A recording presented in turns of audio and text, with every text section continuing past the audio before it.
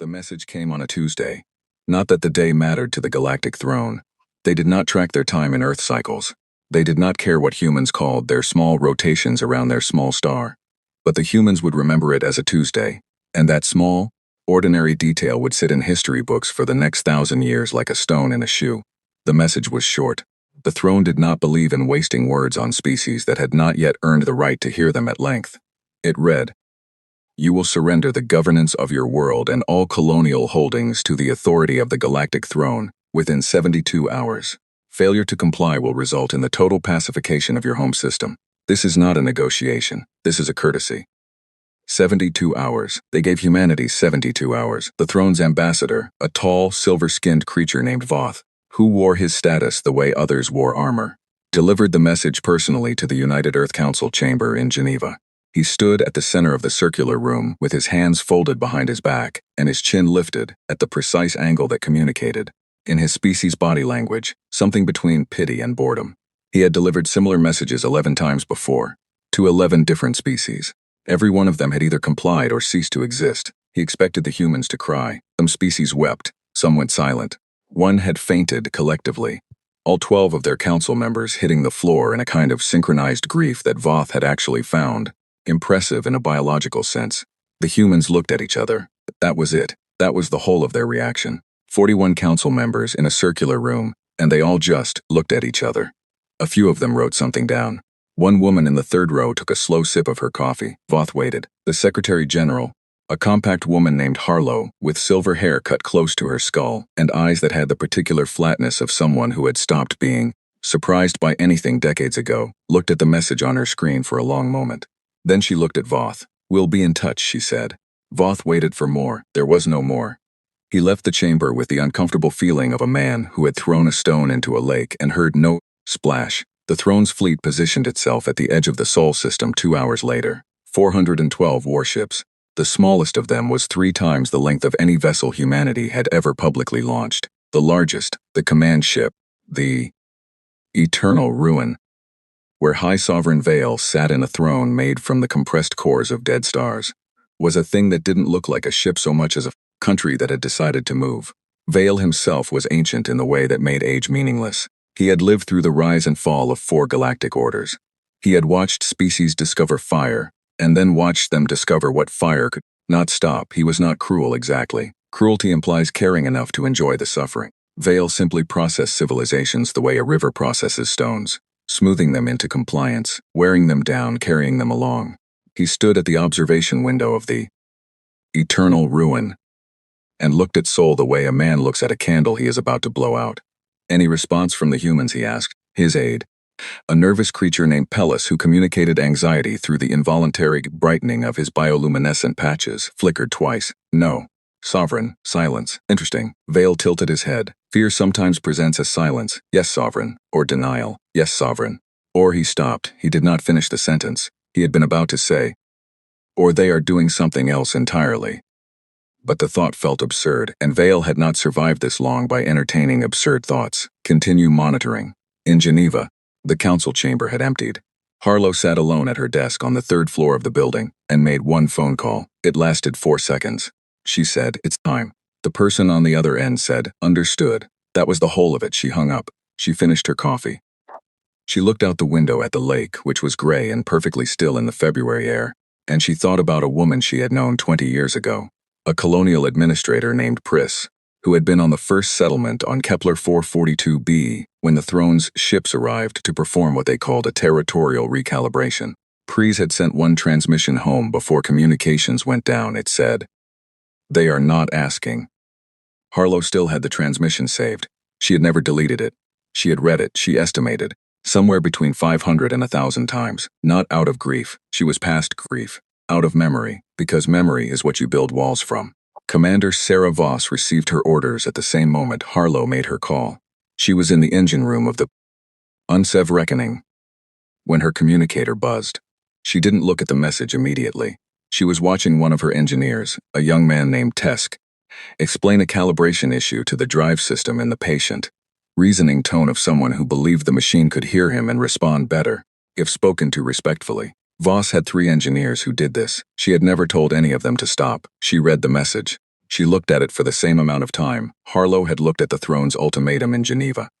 Then she said, to no one in particular, all hands to stations. Tesk stopped explaining things to the engine. Reckoning had been in cloaked orbit above Jupiter for 6 years.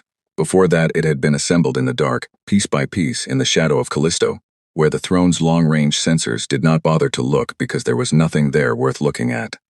Before that, the designs had lived in a government vault for 9 years, and before that they had lived in the minds of 100 engineers, who had been quietly recruited and quietly housed, and quietly given everything they needed, and quietly asked to build something that had never been built before.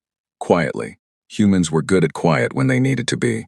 The Reckoning did not look like a human ship. This was intentional. The throne's intelligence division had catalogued every human vessel ever launched, their shapes, their drive signatures, their hull compositions.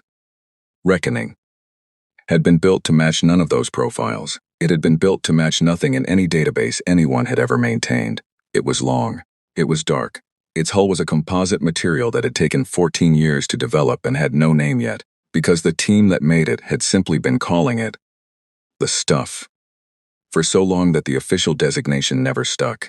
It absorbed sensor pings the way black felt absorbs light, completely, without argument, without reflection.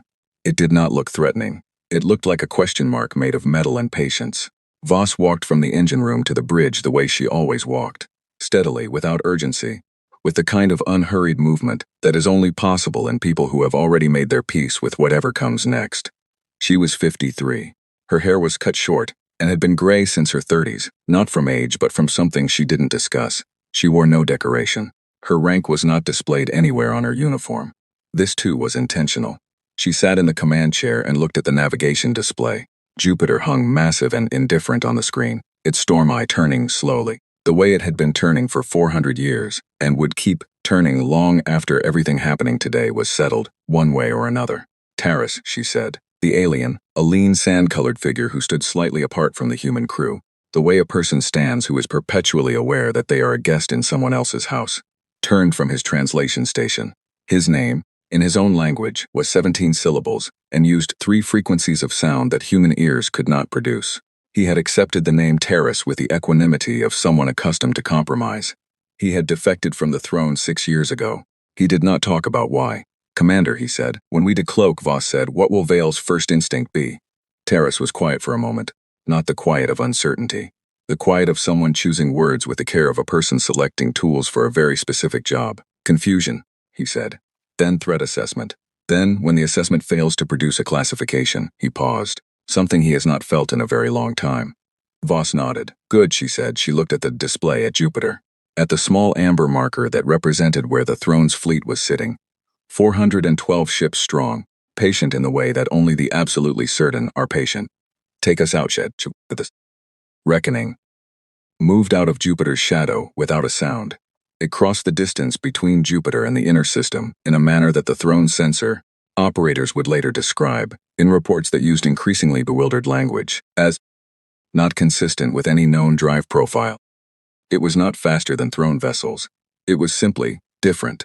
The way it moved through space felt wrong to instruments calibrated to understand how ships moved, like watching a word spelled with an alphabet you'd never seen before and knowing, somehow, that it was a word. It positioned itself between the throne fleet and Earth, one ship, against 412. The throne's sensors swept it immediately.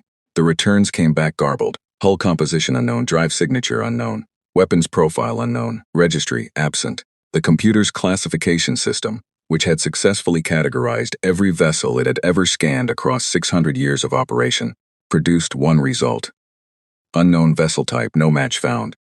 On the bridge of the eternal ruin. The alert tone sounded. Vale turned from the window. Report. His tactical officer, a creature named Sev, who had served him for 40 years, and had never once brought him news that surprised him. A vessel has decloaked between us and the human planet, Sovereign. One of theirs? Sev stopped. He looked at his screen. He looked at it the way you look at something when you need it to change its mind. We cannot determine that, Sovereign. Vale was still. You cannot determine, he said slowly, each word landing with separate weight, whether a ship belongs to the species we are currently in the process of issuing an ultimatum to. It matches no known human design. It matches no known design at all, Sovereign. Our systems have no reference for it. The bridge was quiet. Vale turned back to the window. There it was, a shape in the dark, long dark. Not moving, not broadcasting a distress signal or a negotiation request or a defiant declaration. Not doing anything at all, just there. He had done this 83 times. He had positioned his fleet above 83 civilizations, and he had watched them produce ships. Desperate ships. Brave ships. Ships that launched knowing they would lose, crewed by beings who died knowing it was coming. He had seen every permutation of how a civilization fights when it knows it has already lost. He had never seen one of them simply appear. No hailing frequencies, no demands, no speeches, just a ship that no one could classify, sitting between him and a planet that had said 2 words to him. We'll be in touch. Vale's fingers, long, jointed in one extra place, the color of old bone, pressed flat against the cold glass of the observation window. Open a channel, he said. The channel opened. Silence came back, long silence. Comfortable silence. As though whatever was on the other end of it had no particular hurry, had never had a hurry, had been born without the gene for hurry, and had spent 50 years making peace with that. Then a voice. Human. Female. Unhurried, sovereign Vale. Not a question, not a greeting quite, just the name set down like a chess piece. Vale let a beat pass before he answered. He was, whatever else he was, a creature of dignity. You are a single vessel, he said. Yes, the voice said, facing my fleet. Yes. Another silence. This is not a rational position, Vale said. The voice, when it came back, carried something in it that Vale's ancient translator rendered, with some difficulty, as the closest human equivalent of, you are not wrong, and that is the entire point. But what she actually said was simpler. We've had 72 hours, Commander Sarah Voss said. We used them. Vale stared at the shape in the dark.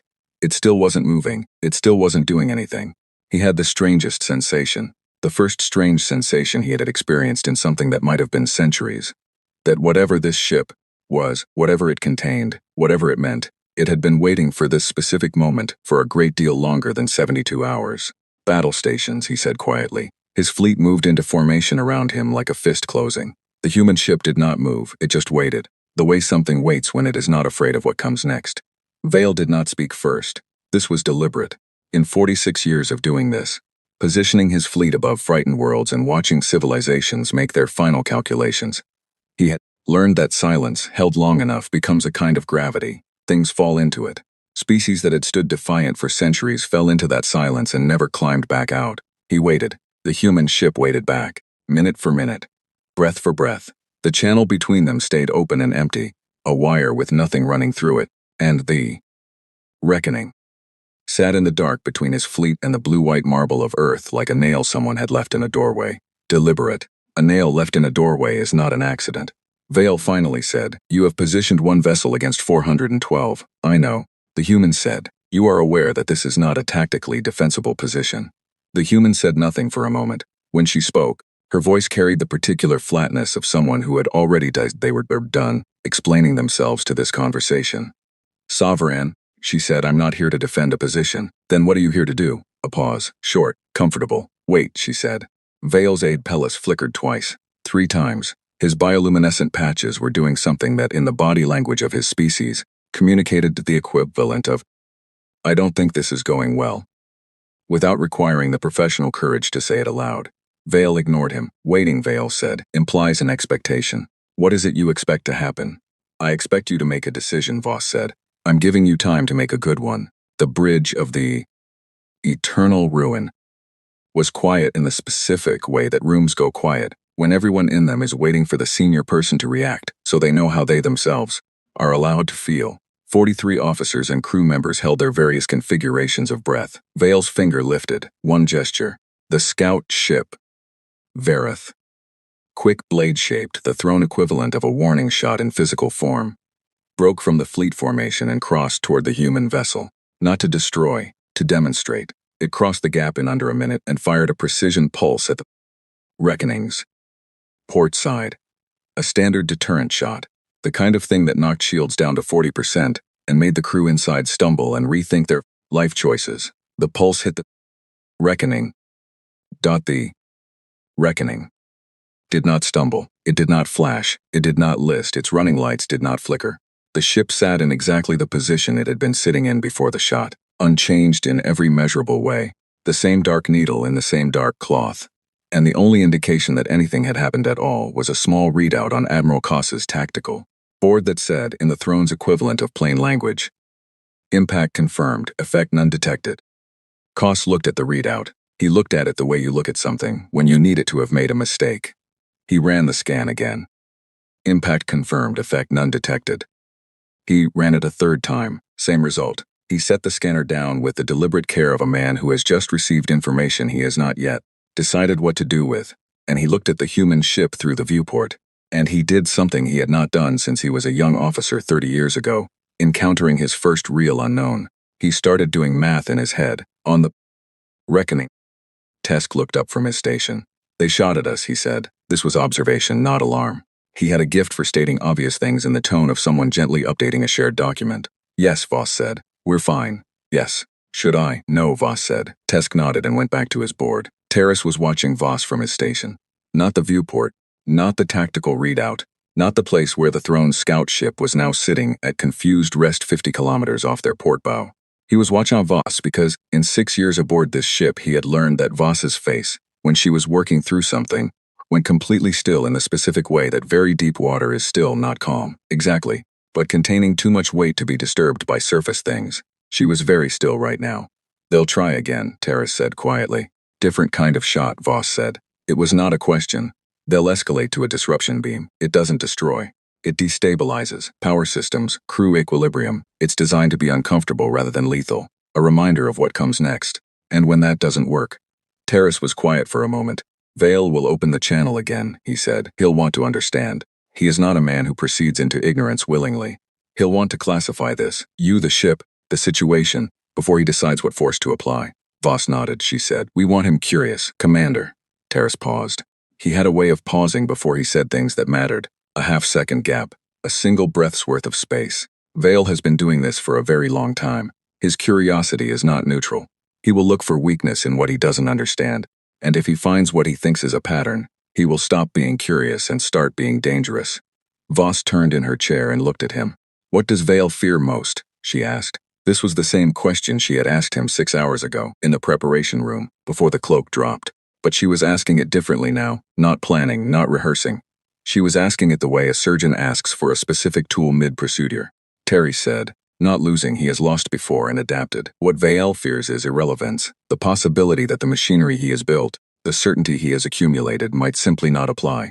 Voss held his gaze for a moment. Good, she said again. She turned back to the viewport. She opened the channel. Sovereign, she said, I'm going to say something to you. 11 words. I'd like you to have your translators working at full capacity when I say them. On the eternal ruin. Vale straightened. Whatever he had been expecting, demands, pleas, defiance, the particular desperate eloquence of a species delivering its final speech. It had not been this. Proceed, he said. Voss said. We know what you did to Kepler 442b. We remember everything. 11 words. The channel stayed open. Voss said nothing else. She had said the thing, and now she was simply done saying it, sitting with it, letting it exist in the space between the ships the way a stone exists in water after you drop it, having no further relationship with the ripples. The throne's translation chamber erupted, not loudly. It was a quiet eruption, the kind that happens when 12 specialists begin talking over each other in the careful, controlled tones of people who are pretending not to be alarmed. The senior translator, a creature named Hess who had translated for Vale for 20 years, and prided herself on finding the precise meaning behind every alien utterance, was arguing with 2 of her colleagues about what remember meant in this context. Not the word itself, the word was simple, the weight of it, because remember implies duration. Remember implies recording. Remember implies that the thing that was remembered had not simply passed through the species that experienced it and left them diminished, as the throne understood trauma to work, but had instead been kept, stored, carried, nursed. They're saying, Hess said slowly, that they have been aware of Kepler 442b for the full period since the incident, that they have held it in active memory for. She stopped, did the calculation, said the number in a voice that came out smaller than she intended. For 200 years. Silence in the translation chamber. That's not how species process loss, said one of her colleagues. No, Hess said. It is not. Admiral Koss was still doing math. He had moved from his tactical station to a secondary console in the back corner of the bridge, the kind of move that officers make when they want to run numbers without anyone watching them run numbers, and he had been there for 23 minutes. He was looking at the Reckoning. Not what it had done, what it had not done. It had absorbed a pulse shot with no measurable effect. Fine, exotic hull materials existed. Unknown hull composites were rare but not impossible. He had encountered 2 other species with advanced passive defense in his career, but the ship had not returned fire, had not raised anything that scanned as a shield or active defense, had not maneuvered, had not, in any detectable way, reacted to being shot at. And Koss, who had spent 40 years thinking about how ships behave under fire, understood that there were 2 kinds of things that did not react to being shot at. The first kind had no choice. Their systems were damaged, or they lacked the weapons to respond, or they were simply helpless. Helpless things did not react because reacting was beyond them. The second kind did not react because they had already decided not to, because they were waiting for something, because not reacting was, itself, the response. Koss looked at the reckoning.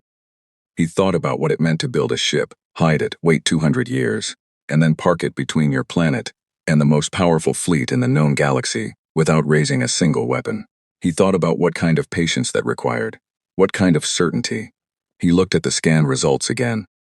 Effect, none detected. He looked at the hull composite reading that his system had tried 6 times to classify and given up on 6 times. He looked at the drive signature that matched nothing in any database he had ever accessed. He closed the console. He went back to his station. He said nothing to Vale. Not yet. He was still working through it, carrying it the way you carry something heavy that you have not yet decided where to set down.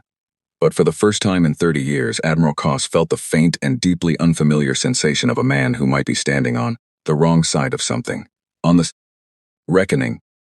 Taris watched the throne fleet, not with instruments. He was watching through the viewport with his own eyes, in the way he had watched the throne do things for the 60 years of his life.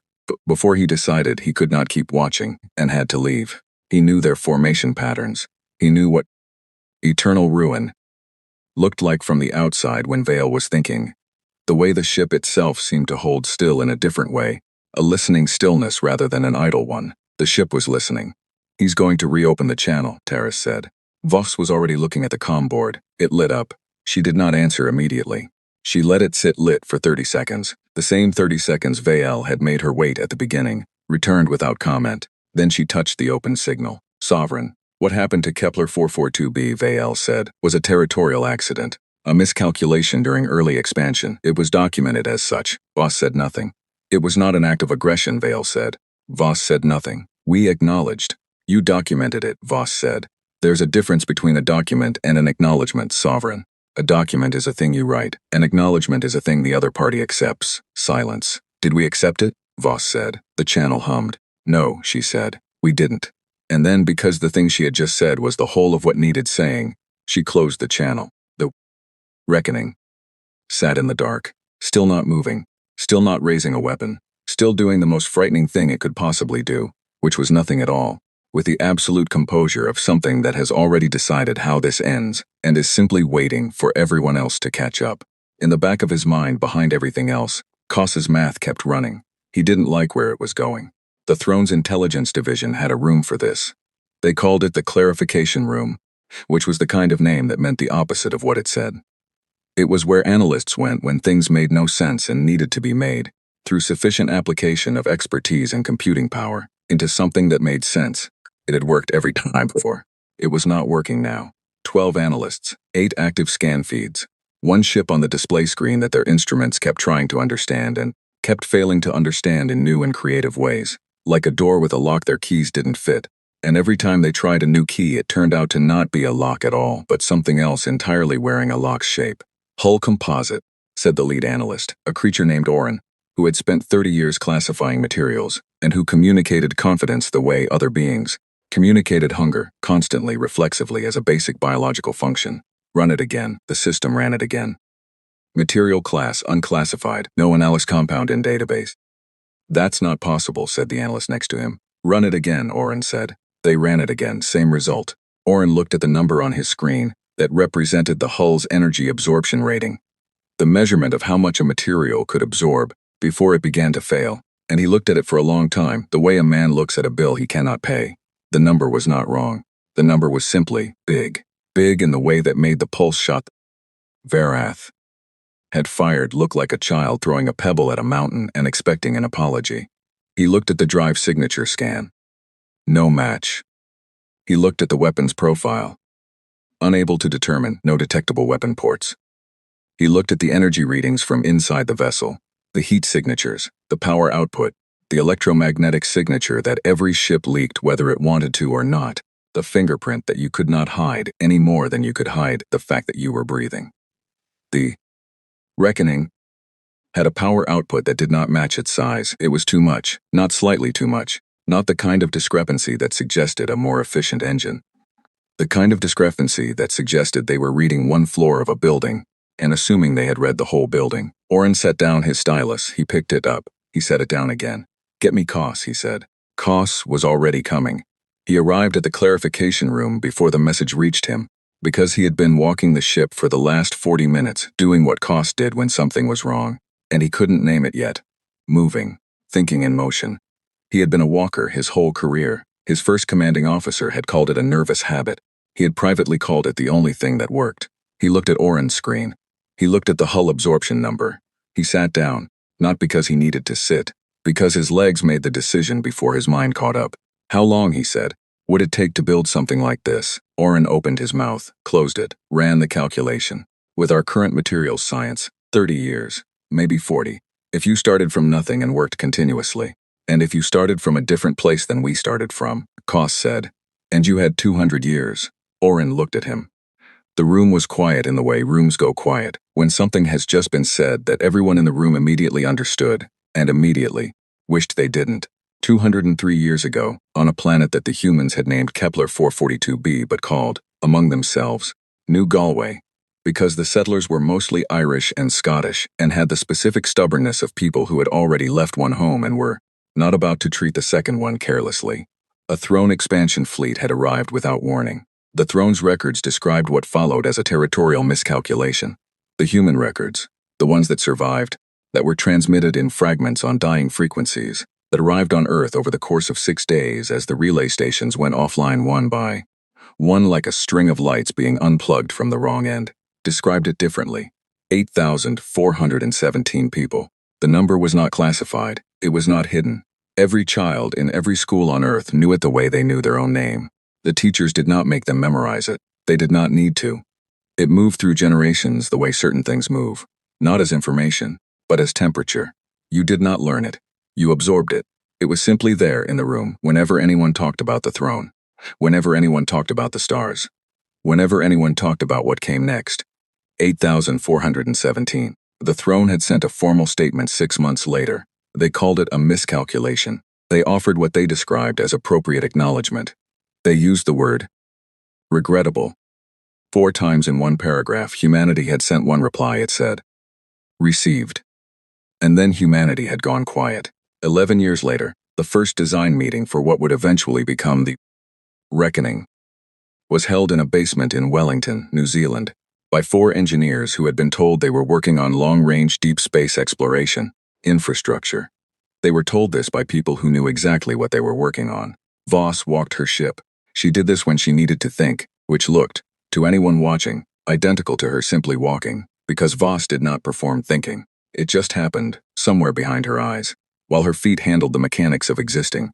She walked from the bridge aft, through the corridor that ran the spine of the reckoning, past the engineering bays and the secondary power rooms, and the sections of the ship that had no designation in any official document because their existence was not supposed to be officially documented. She stopped at a door marked, in plain stenciled letters, "Secondary systems authorized only." She pressed her hand to the panel. The door opened. She walked in. The room was large, larger than it should have been, given the ship's external dimensions, because the reckoning's external dimensions were, by design, not its actual dimensions. It had been built with what the engineers had called, with the quiet humor of people doing something they understood was slightly insane, a generous interior. The hull was thick with things that did not register as weapons because they were not, technically, weapons. They were solutions. The engineers had been very precise about this distinction. Voss stood in the room and looked at what humanity had spent 200 years building. She stood there for a while, not because she needed to look at it. She had seen it 1,000 times, because it was good, sometimes, to stand in front of the thing and remember what it meant, what it cost, what the 417 had not known they were buying. She thought about New Galway. She thought about the way the signals had come in, one by one, 6 days. Her mother had been 6 years old when the last one arrived, and she didn't remember it the way adults remember things, as an event with a before and after, but as a thing that was simply always there, in the texture of the house, in the way her grandmother stopped being loud. Some things, Voss thought, you do not decide to carry. They just stay. The channel opened without warning. She was back on the bridge when it happened. Eternal ruin. Opened a hailing frequency, and the voice that came through was not Vale's. It was Koss. Koss, who had a voice like cold iron and who was, from everything Terrace had ever told her, the most dangerous person in that fleet, not because he was cruel, but because he was exact. Commander, he said, just the title, no name, no rank. Merle, she said, same, a short silence, the productive kind. I've been looking at your ship, Koss said. I know. The numbers don't work, he said. By any model I run, they don't work. Which model are you using, Voss said. Another silence, longer. All of them, Koss said. Voss said nothing. She was giving him the space to get to the thing he actually wanted to say, which was not about numbers. She could feel it, the shape of what he was building toward, the way you feel the shape of a room in the dark before your eyes adjust. How long? Koss said, did it take you to build this? We didn't build it, Voss said. It built itself. We just kept showing up. The silence this time had a different texture. How many more are there? Koss said. Not a question quite. The inflection of a man performing the math out loud in a stranger's ear, hoping the stranger will tell him he's wrong. Voss said nothing. 300 kilometers off the reckoning. Port side, exactly where the sensor shadow of Jupiter's gravity well would make a throne scanner blink twice and then correct for interference. 3 shapes held still in the dark, not warship-shaped, longer, wider, the kind of shape that a warship was the way a knife is a scalpel related, but not the same order of thing. They had been there for 6 hours. They decloaked on Voss's signal, not all at once, one at a time, with a 3-second gap between each, because Voss's chief engineer had once told her that information lands harder when you give each piece its own moment to breathe. First ship, 3 seconds, second ship, third ship. The throne's sensors erupted. Not literally, they were instruments, they did not have feelings, but every alarm, every classification alert, every unknown vessel flag in the fleet system fired simultaneously, and on the bridge of the eternal ruin. The sound was the kind of sound that makes trained military officers go very still before they do anything else.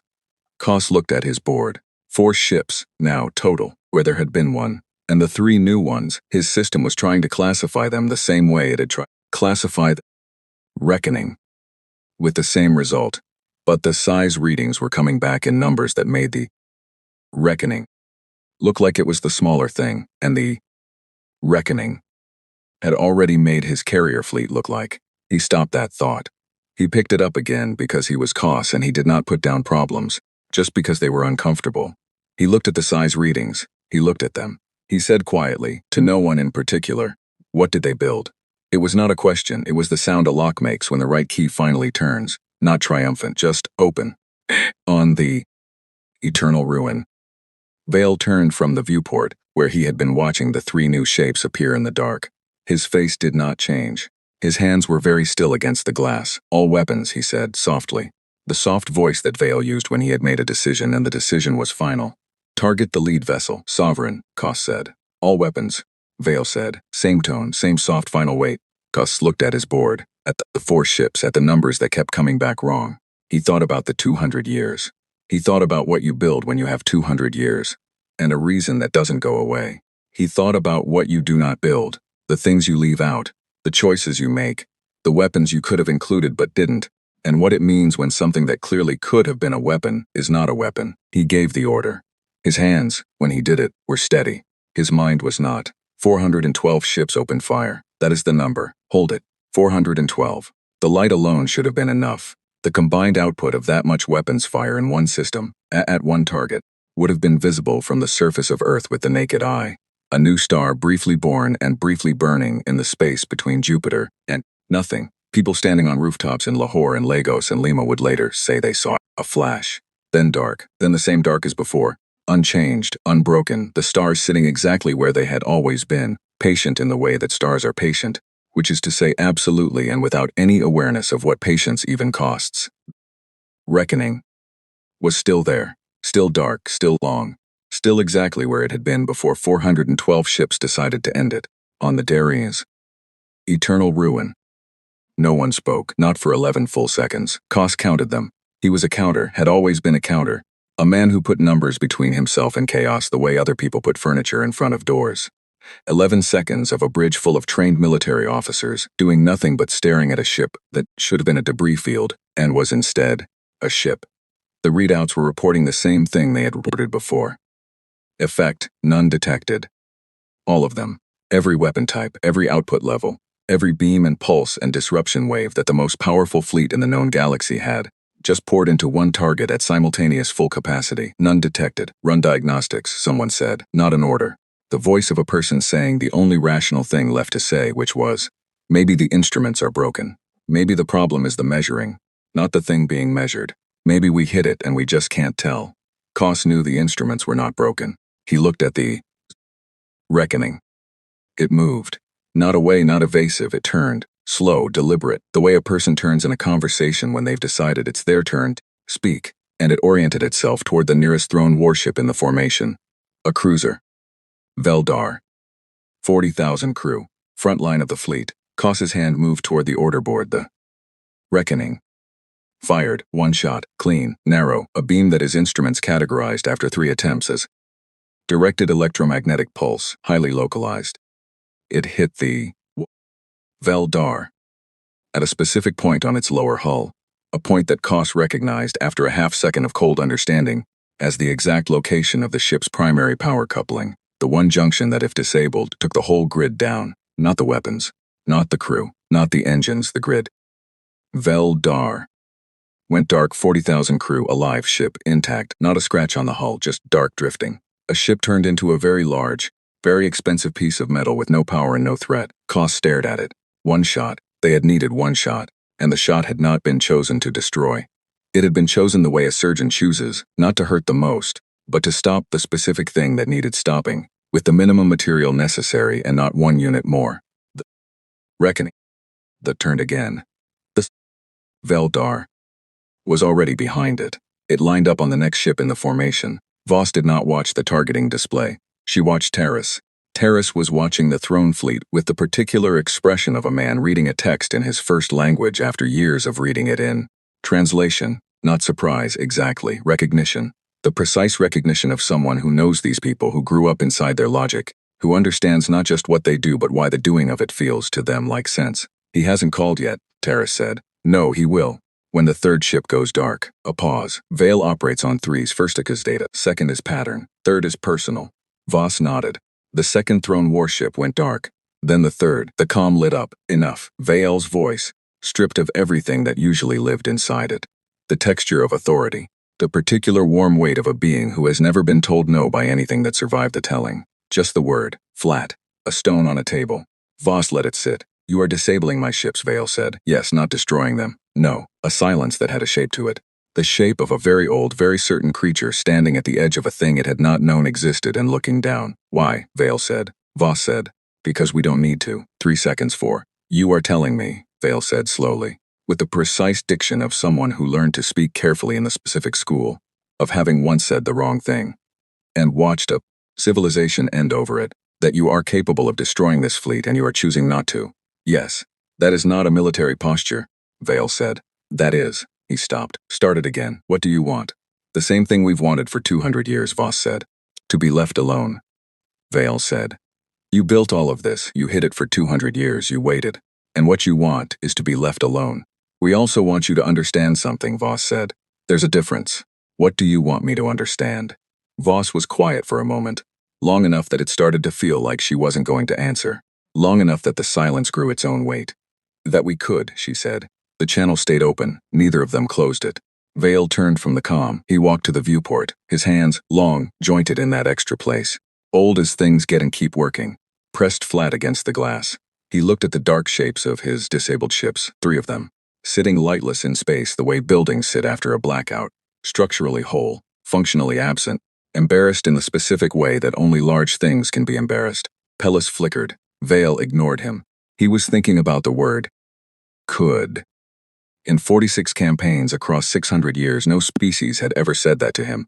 They had said, we will. They had said, you cannot. They had said, We surrender. In 17 different constructions, some of them quite elegant.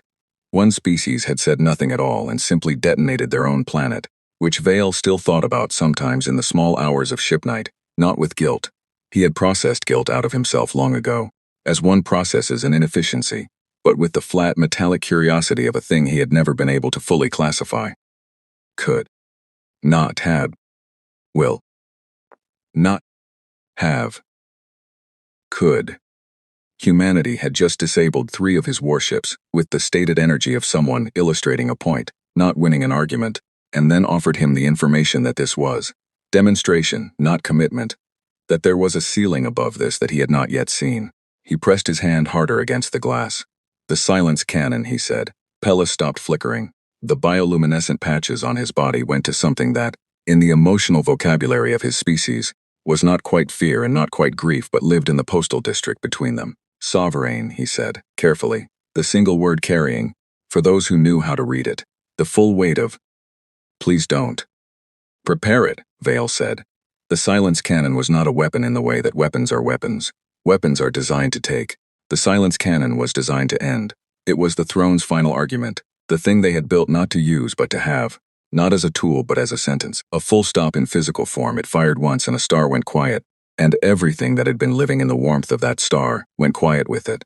And the throne had fired it twice in its history, once as a demonstration, once as a punishment, and both times the rest of the galaxy had gone very still in the way that rooms go still when someone turns over a table.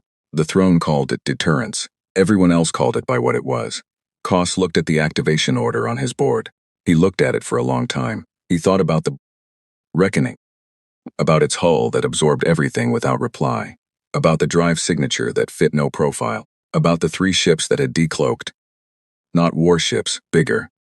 And what it meant to build something bigger than a warship and not classify it as a weapon.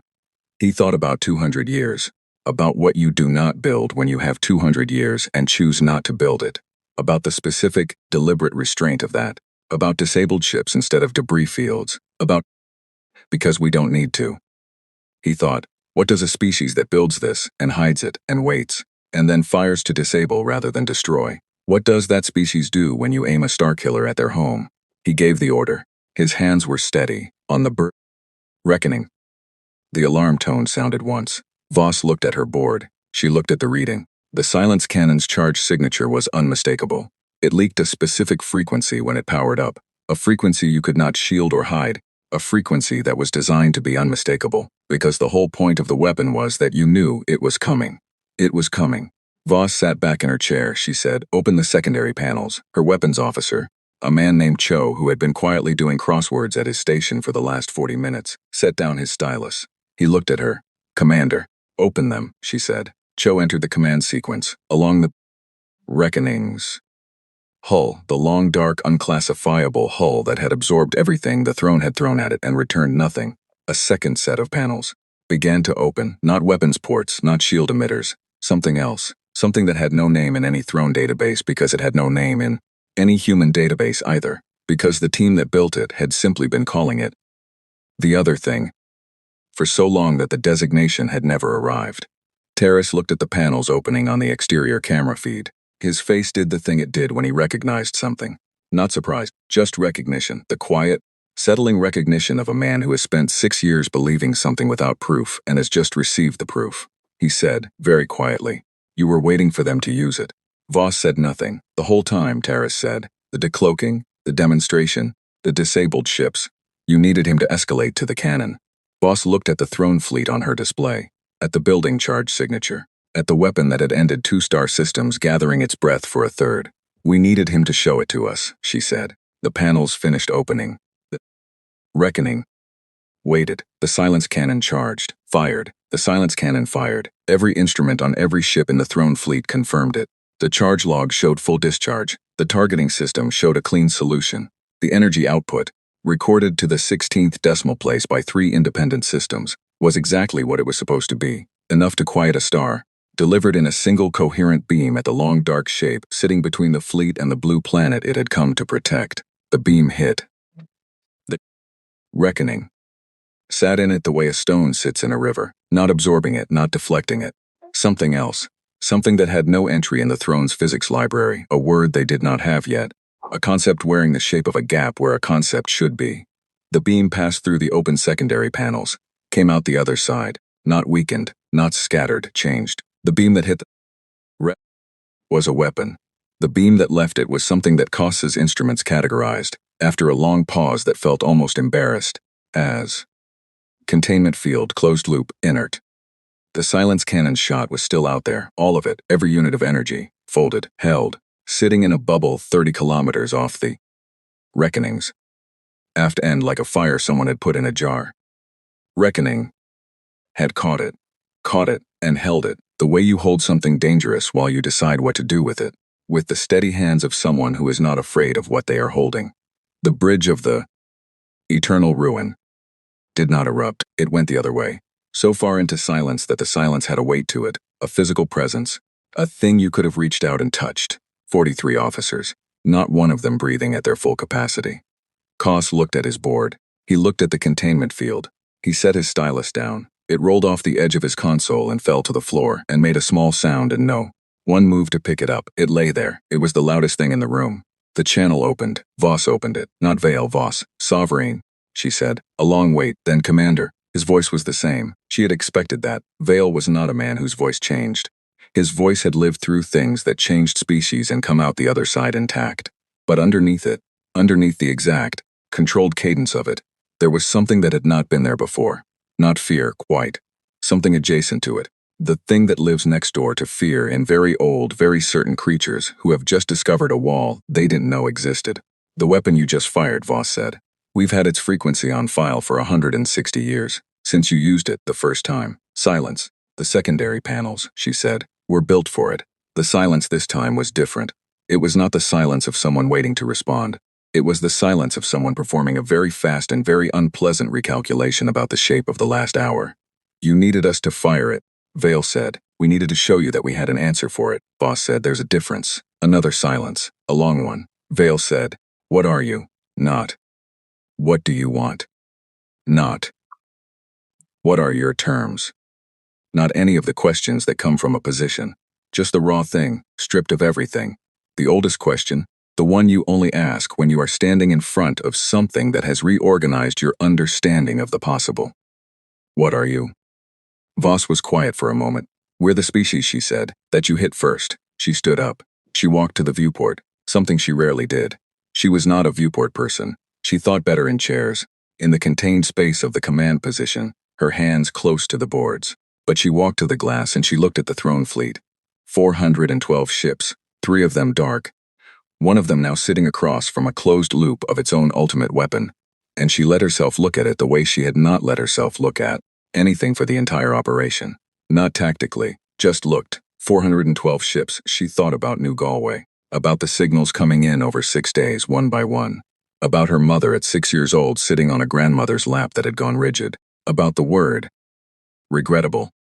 4 times in one paragraph, and the single word humanity had sent back. Received. Not accepted, not forgiven, not forgotten. Received. We got the message. We know what you are. We will not say anything else right now. Not because we have nothing to say, because what we have to say takes 200 years to build. She pressed her hand against the glass. Why? Vale said. Not. Why did you build this? Not.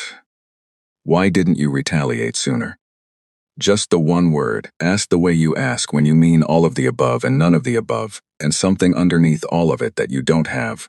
The precise vocabulary for yet. Voss took her hand off the glass. She turned back to the bridge, to Terrace at his station, to Tesk at engineering, who had gone very still in the way he went still when things mattered, all the gentle machine whispering gone out of him.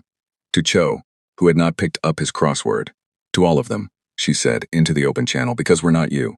3 seconds. You hit us, she said. You called it a miscalculation, and you wrote it in a document, and you moved on. Because that's what you do. Something gets in the way of what you want, and you remove it. And then you move forward, and you don't look back, because looking back is not how you're built. She walked back to her chair, sat down. We looked back, she said. We kept looking back. Every year for 200 years. We looked back at what you did, and we decided what to do with it. And what did you decide? Vale said. Voss said. We decided to make sure it couldn't happen again. The channel breathed. Not to punish you, she said. Not to take what you have. Not to sit across from every species you've ever done this to and build an empire on the same bones you built yours on. A pause. Small. Exact. Just to make sure it couldn't happen again. Vale was quiet. A long time. The longest silence of the conversation. And this conversation had been built from silences the way other structures are built from steel. Finally, you could end this fleet. Right now. You could take that energy you are holding and redirect it, and, yes, Voss said, but you won't know why. Voss looked at the ceiling of the bridge, at the metal above her head. The stuff. 14 years to develop, no name anyone agreed on, and she thought about 8,417 people who had not done anything to deserve what they got, who had gone out to a new world with their particular stubbornness, and their particular hope, and their seeds, and their books, and their arguments, about what to name the mountains. And she thought about what you owe them, what the living owe the dead, who made the living careful. Because we remember what it felt like, she said, to have something done to us that didn't need to happen. The channel was quiet. We're not interested in teaching you that feeling, she said. We're interested in making sure you understand we could. She reached forward. Stand down your fleet, Sovereign, go home. And tell whoever asks, tell them humanity says hello. She closed the channel. Vale stood at his window for a long time. Pellis did not speak. Did not flicker. He had the sense, the specific, biological sense of a creature that has spent 20 years reading a room, that speaking right now would be the wrong kind of wrong. Vale looked at the Gimp. Reckoning. He had been doing this for 600 years, 46 campaigns, 11 species brought into compliance, 3 that had not survived the attempt, 1 that had, and he still thought about them occasionally, turned their planet into a monument to refusal. He had never stood down, not once. In 600 years of this, he had never looked at what was in front of him and said, "This is the thing I don't continue past." He said it now, not out loud, not to Pellis, not to his fleet. He said it in the private interior of whatever was left in him that was still capable of saying things that weren't orders. Then he gave the order to stand down.